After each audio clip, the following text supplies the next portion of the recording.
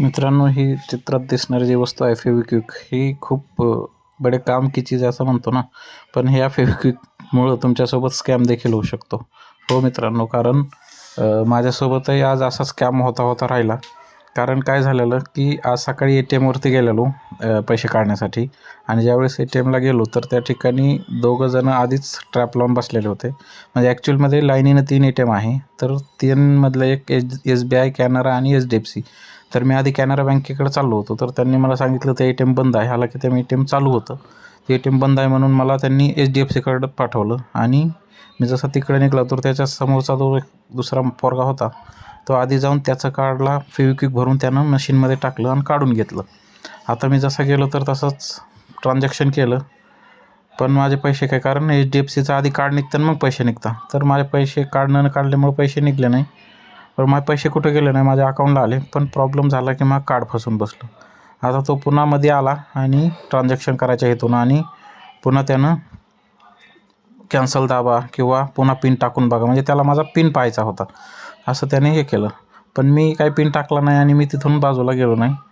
तर ह्या गोष्टी मला कधी कळल्या, ज्यावेळेस हे तुम्हाला जसं चित्रात दिसतंय बघा, एक रेड बटन दिसतंय. ते बटन मी दाबलं, पॅनिक बटन आहे ते बटन दाबल्याच्यानंतर अलार्म वाजतो आणि तो डायरेक्टली जे सिक्युरिटी सिस्टम आहे त्यांचे जे पाहत बसलेले असतात तिथं CCTV, त्यांना तो मेसेज जातो. त्यांचा आवाज देखील येतो तिथं साऊंड मध्ये. आणि मग ते मॅडम माझ्याशी बोलल्यात आणि त्यांनी मला सांगितलं की असं झालेलं आहे. त्यांनी तो CCTV फुटेज चेक केला तर त्या पोरानं फेविक्विक लावलेलं त्यांना दिसलं.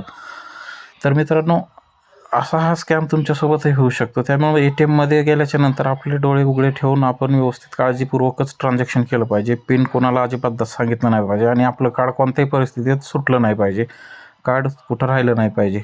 तर असा हा विषय आहे की फेविक्विक लावून आपलं कार्ड चिटकावता, आपल्याला पिन आपला पाहण्याचा प्रयत्न करता आणि आपण गेलो का कशाच तरी सहाय्याने ते कार्ड ओढून काढणार आणि ट्रान्झॅक्शन करणार. तर हे जे रेड बटन आहे ते दाबलं का सिक्युरिटी सिस्टमला तिथं अलार्म वाजतो. ATMमध्ये अलार्म वाजतं, मोठं सायरन वाजतं आणि तो त्यांना मेसेज जातो आणि ते जे साऊंड दिसते वर त्याच्यावरती ते आपल्याशी बोलता देखील.